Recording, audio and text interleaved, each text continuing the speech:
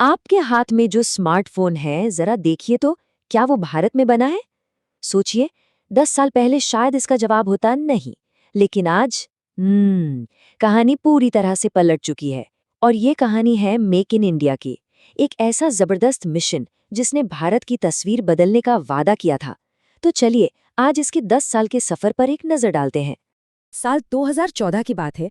जब ये शेर सामने आया तो ये सिर्फ एक लोगो नहीं था। नहीं, ये एक दहाड़ थी।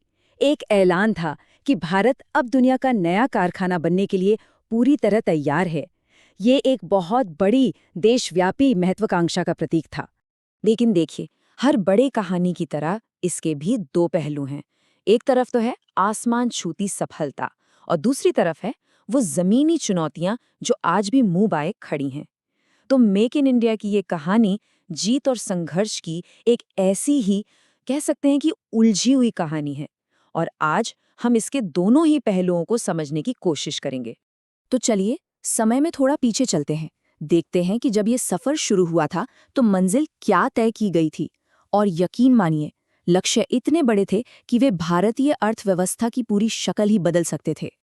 देखिए, ये सिर्फ नंबर नहीं थे, ये एक बहुत बड़ा वादा था। 12 से 14% की सालाना ग्रोथ। इसका मतलब था देश की औद्योगिक रफ्तार को एक तरह से टर्बोचार्ज करना।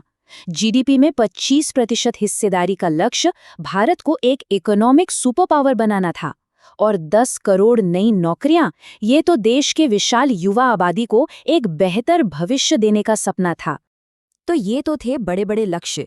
लेकिन 10 साल बाद जमीनी हकीकत क्या है? जब हम आंकड़ों को खंगालते हैं ना, तो एक बहुत ही दिलचस्प और कह सकते हैं कि हैरान करने वाला विरोधाभास सामने आता है। आप जरा सोचिए, एक दशक के अंदर भारत में $667 बिलियन का विदेशी निवेश आया।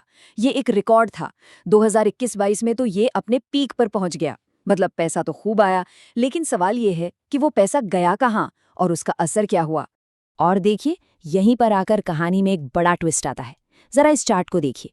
इतना सारा पैसा आने के बावजूद देश की पूरी इकोनॉमी में मैन्युफैक्चरिंग का हिस्सा बढ़ा नहीं, बल्कि 16.7% से थोड़ा सा घटकर 15.9% पर आ गया। अब ये एक ऐसी पहेली है जिसने बड़े बड़े एक्सपर्ट्स का भी सिर घुमा दिया है। तो अगर पूरी तस्वीर थोड़ी धुंधली लग रही है, तो क्या कहीं उम्मीद की कोई चमकदार किरण है? जी हाँ, बिल्कुल है। और ये किरणें कुछ खास हाईटेक सेक्टर्स में सूरज की तरह चमक रही हैं। सबसे पहले रक्षा क्षेत्र को ही लीजिए।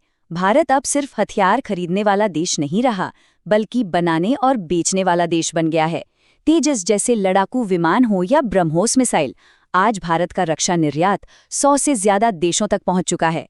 और पिछले 10 सालों में इसमें सोचिए 30 गुना की जबरदस्त बढ़ोतरी हुई है। और अब वापस आते हैं आपके स्मार्टफोन पर। देखिए, बहुत मुमकिन है कि वो भारत में ही बना हो, क्योंकि देश अब दुनिया का दूसरा सबसे बड़ा मोबाइल फोन निर्माता बन चुका है। ये एक ऐसी क्रांति है जो चुपचाप हम सबके घरों तक पहुंच गई है। अब इस सफलता के पीछे एक बड़ा हाथ है सरकार की पीएलआई स्कीम का। इसका फंडा बहुत सीधा सा है। कंपनियां भारत में उत्पादन करें और सरकार उन्हें उसके लिए इनाम लेगी। और जैसा कि आंकड़े बता रहे हैं, ये फॉर्मूला जबरदस्त हिट हुआ है। लेकिन कहानी यहीं खत्म नहीं होती। अगली बड़ी छलांग लगाई जा रही है सेमीकंडक्टर्स के क्षेत्र में। ये वो छोटी छोटी चिप्स हैं जो आज की टेक्नोलॉजी की रीढ़ की हड्डी हैं। भारत इस बेहद जरूरी सेक्टर में आत्मनिर्भर बनने के लिए अरबों डॉलर का निवेश कर रहा है। तो एक सवाल उठता है, अगर डिफेंस और इलेक्ट्रॉनिक्स जैसे सेक्टर्स में इतनी जबरदस्त कामयाबी मिली, तो फिर पूरी मैन्युफैक्चरिंग की गाड़ी ने वो रफ्तार क्यों नहीं पकड़ी? इसका जवाब कुछ गहरी और कह सकते हैं कि लंबे समय से चली आ रही बाधाओं में छिपा है। एक्सपर्ट्स का मानना है कि आज भी भारत में व्यापार करना उतना आसान नहीं है। कहीं अच्छी सड़कों और बंदरगाहों की कमी है, तो कहीं कुशल कारीगरों की। कई बड़े उद्योग आज भी कच्चे माल के लिए विदेशों पर निर्भर हैं। और शायद इन्हीं वजहों से वो जो 10 करोड़ रोजगार का बड़ा लक्ष्य था, वो अभी भी दूर की कौड़ी लगता है। लेकिन अच्छी खबर ये है कि इन चुनौतियों को नज़रअंदाज नहीं किया जा रहा है। सरकार ने इन बाधाओं को हटाने के लिए अपने काम करने के तरीके में एक बुनियादी बदलाव किया है। तो हुआ ये कि सरकार का रवैया बदला। अब वो एक सख्त रेगुलेटर की तरह नहीं, बल्कि एक मददगार, एक फैसिलिटेटर की तरह काम कर रही है। सोचिए, 47,000 से ज्यादा नियमों को आसान किया गया। छोटे मोटे बिजनेस की गलतियों को अपराध मानना बंद कर दिया गया, जिससे वो जेल जाने का जो एक डर था वो कम हुआ। और अब हजारों तरह की मंजूरियों के लिए बस एक ही डिजिटल खिड़की है। हाँ, ये प्रोसेस थोड़ा धीमा जरूर है, लेकिन ये सही दिशा में एक बहुत बड़ा कदम है। आपको पता है, आत्मनिर्भरता का ये विचार, जिसे आज आत्मनिर्भर भारत कहा जा रहा है, ये कोई नया नहीं है। इसकी जड़ें तो भारत के स्वतंत्रता संग्राम तक जाती हैं।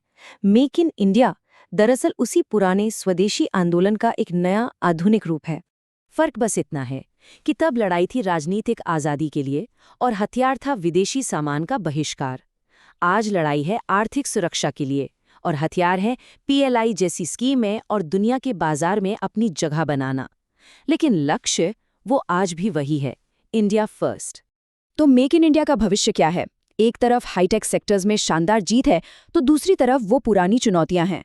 सवाल यह है कि क्या भारत इन चुनौतियों से पार पाकर आखिरकार दुनिया की फैक्ट्री बन पाएगा? इसका जवाब तो अभी भविष्य में छिपा है, लेकिन एक बात साफ है, ये एक ऐसी कहानी है जो अभी लिखी जा रही है और पूरी दुनिया की नजरें इस पर टिकी हैं।